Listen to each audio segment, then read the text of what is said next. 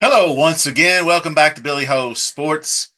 We are covering Fairgrounds Park this week. I have a video on the Grade 3 Lecomte Derby Prep race already out. Give that a look when you get a chance. Well, this is probably a race I like even better. It is the Louisiana Stakes Grade 3. It's the precursor to the main event, but it has a lot of older horses I like in it and like to get in there and take a look at that one. So we're going to preview that race separately, and then we'll probably do a late pick five, races 8 through 12. So I'll include the final two races, and then we'll get that together, and maybe we can come up with a late pick five for you. So, also coming down the pike a week from Saturday is Gulfstream Park's huge monster Pegasus World Cup Invitational invitees only. So we'll get into that probably coming up pretty soon. I already have the main event of that race, the Dirt Invitational, out preview wise. So give that a look as well. I also appreciate all the support over the years and the months. So 2,500 subs. Let's go for 3K is the next level up. So let's see if we can maybe get that by Derby. That'd be great. We got to set goals at Billy Ho Sports. So goal number one, subscribe to the channel. Goal number two, smash that like button. Goal number three, leave a comment and let me know who you like to win this race. Let's get it going. We are going 8.5 furlongs on the dirt, 4-year-olds and up. So we start with looking at past performances.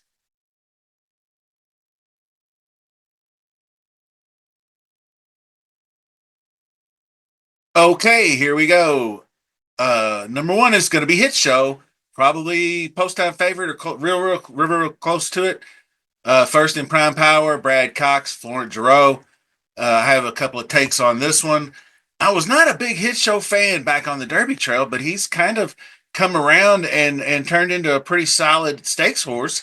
You can see he wins 3 straight races: the Grade 3 West Virginia Governors, then the Lucas Classic. He wins Grade 2, then he wins the Grade 2 Fayette at 3 different racetracks. He goes back to Churchill Downs. He's in position to win again. He just can't outduel Rattle and Roll and Most Wanted, 2 extremely strong horses. I really thought I was really impressed with Most Wanted, and Rattle and Roll. I actually thought would win that race. And Rattle and Roll, if you watched my preview video for the 2025 older horses, Rattle and Roll is ranked in the top 10. So that's how I feel about him. Number 2, Warrior Johnny. Just kind of this guy that shows up in these races coming along. Not really great in the graded stakes, but can win. Won that Turkey Trot for 75K at Parks. So he's got a little bit of ability.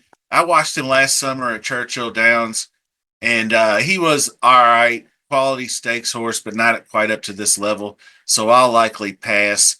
Then you have number 3, an interesting horse from the Sherry DeVoe barn, Pipeline.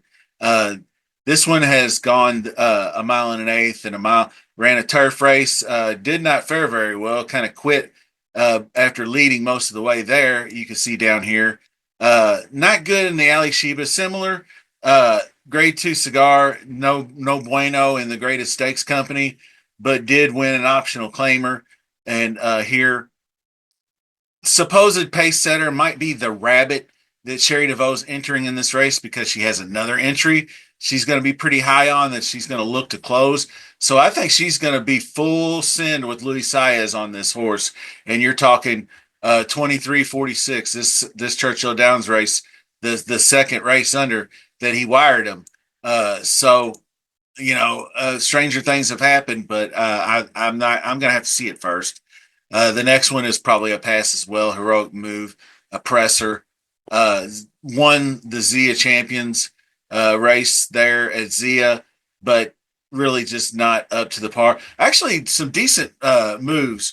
He did run second behind Hit Show at Monmouth in that stakes race. but then he didn't fare so well in the Fayette. Now he's coming back and got Harry Hernandez back aboard for the second straight time, looking to do something. But I like I said, I'll probably pass on this. The next one is obviously a very very interesting horse. Keep an eye out on what Sherry DeVoe does with this horse. She picked him up. You can see right after the Native Dancer win on November 23rd from the John Sheriff's Barn. So trainer switch. Uh, so she's pretty good. First start with trainer, I'd say 26% is pretty solid. Skinner, if Skinner stays in this race, obviously it's a top three horse contender wise. Going to be closing down the stretch. If Pipeline sets him up, he could knock him down. So I'll definitely be having that in the back of my mind somewhere. The Native Diver was pretty good. Uh, I He does have an invite to the Pegasus World Cup, so it's going to remain to be seen if he stays here, or if Sherry decides to send him to Gulfstream, because this race is worth 175K. So you hit the board, which he has a chance to run well and cash a check in a $3 million race. So he's going to get a hell of a lot more money out of that, going for the connection. So if it was me, the way I see it, he's running. He's not running in this race, but while he's entered, we got to talk about him. So moving on, number 6 is a horse I like a lot too, Cook Creek. It is Mike Maker and Joel Rosario. So Saez goes over to Pipeline, and now Rosario will take the mount on Cook Creek. And not so good in the Clark. Stumbled, had a bid. Cook Creek was the one that Hit Show interfered with down the stretch when he drifted out, and Hit Show got disqualified to fifth. Well, Louis just kind of gave up on it down the stretch after he got pushed way out. He wasn't winning, so lived to fight another day kind of thing. So also, which is important, is he's going to do a slight cutback in distance, which could help. He's an early presser, but I don't think you're going to see him on the lead like Pipeline. I think you'll see him pressing in second or third, or maybe even a little further back, depending on how he breaks and what Joel's pretty good at getting him out there. So I feel like he'll be in sort of in the first flight of the horses. But Hit Show and Skinner should take a lot of money, so he should be good value. Obviously, I think he'll being 9-2. I think he can hover around that 4.5 to 6-1 area. Hopefully, he doesn't get caught up in a hot pace with Pipeline. Also, a horse we'll discuss in here just a second, but I think he's live for the win. Velociter, I don't think so. I looked at him pretty close. I actually looked at him real close in the Tenacious, but I didn't get there either. And he ran fifth behind Saudi Crown, Kinetic, and all those others. Pretty solid run in the Charlestown Classic. Second to Skippy Longstocking there. Third in the Cornhusker. So he's got some success back to back stakes races right here, running some mid to high 90s in the speed. So if he can return to that form, he might be a horse worth using underneath. So kind of keep an eye on the tote board there. And I may change my mind, but I don't have him in there right now. Of course, here's the one that we want to talk about, I should say. 8-1 morning line. Steve Asmussen trained track Phantom. He gets Brian Hernandez in the saddle. I kind of like the jockey switch, be honest with you. I like Brian Hernandez. He's good. He's tactical. He knows how to maneuver the horse around. He's really, really good at Fairgrounds. So and this horse is coming back to the Fairgrounds where he won. If you remember last year's Derby Trail, here's the 4 races. So he won, broke his maiden, and then he won back to back Lecomte and Gunrunner, and then he was close in the Risen Star. And as they stretched him out to 3/16 in the LA Derby, he just couldn't get there. So I just don't know what happened to him per se. Not so good in the Derby, was up on the lead, but that happens to a lot of horses in the Derby. Then takes a long time off and comes back in this optional claimer, and I backed him, and he's got the lead down the stretch, and he didn't tire or weaken or anything. Just this Horace Mann just blew by him in a head of steam, while he was actually fighting on the inside with Christian. But Christian Torres, I don't do a whole lot of jockey blaming, but I'm going to blame the jockey a little bit. I think he got a little bit too enamored battling the inside foe in that race. If you, it was the 12 horse, and I forget the name of the horse off the top of my head, but that horse set the pace. Track Phantom was tracking in second. Then Track Phantom took the lead down the stretch, but the 12 horse held tough, made him earn it, but he was inching away by about a neck when here come Horace Mann on the outside and blew right by him. So I don't know if that was just a jockey mistake or he just didn't look out over his right shoulder because he was too dug in the trenches with the inside foe. But Track Phantom is going to be in this race. Brian Hernandez, I think maybe he can get him right. So Track Phantom is obviously going to be one of your ones to look at. Now you have, I guess it's Comorbino Amodi. I'm not really sure on the pronunciation, but it does have a couple of good speed figures here in these Thanksgiving and the Delta Mile right here, but it's just Fairgrounds. It's 6 furlongs. He does have some distance under his belt. Charlestown Classic was third, way back in 23. Then you have the 99 he ran in the Governor's Cup. That was behind Hit Show earlier this year. So not really sure what we're talking about with this one, but I couldn't.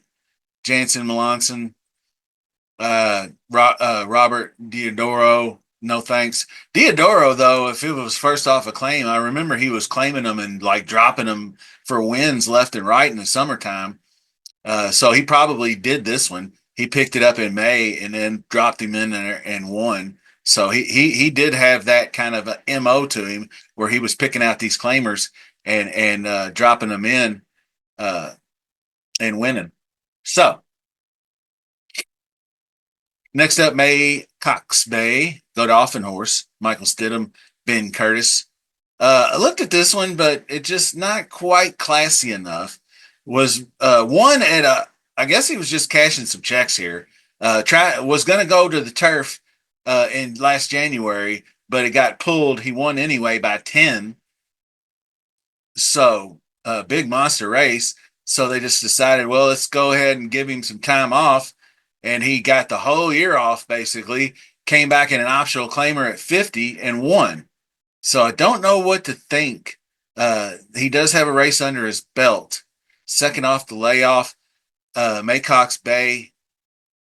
I actually have some interest just in case he pops. Could fill out a nice, juicy trifecta there. But that is going to that's going to wind up finishing us off for the 10 horse field. Keep an eye on Skinner, and we'll cut it there. Now, to sum the race up, like I said, keep an eye on Skinner. He is going to be one either going to Gulfstream or going to be coming down the stretch at Fairgrounds. So I don't know if Sherry DeVoe, if they decide to stay because of her strategy, sending Pipeline, who's a front runner, and then Skinner, who's a closer, out, could possibly be her MO there. So instead of wire to wire, I think that the pace will set up Track Phantom a little better to track a horse like Pipeline, similar like he did at Churchill Downs, which I just discussed. So third off the layoff, I still feel like he's got something left. I just can't quit him. So I'm going to go ahead and back him once again for the win. And I'm going to do something kind of weird like I did in the Lecomte. I think Hit Show could just blow by him all down the stretch if he's back to if he's just in that form. And then Exacta Box using them two, Track Phantom, and Cook Creek in there as well. I like to do 3 horse Exacta keys. And like I said, in the Lecomte, I wanted a win place bet on Magnitude, but I want built for my key horse. Well, I'm doing something similar here. I'm going to win place on Track Phantom. Hopefully, he stays around six to. I can't foresee him being 8-1 like his morning line odds are, but I think he can hover. Maybe he drops to 9-2. Hopefully, it's good enough value to bet win place on. I like to be at least 9-2 or better to go ahead and put that place money on it. Just That's just my own kind of strategy. So if Skinner's in the race, he'd be an underneath using the exacta and trifectas. So I'm kind of almost in a way hoping Skinner doesn't go, so that way it'll narrow me down. But I got the number 10 in Maycox Bay.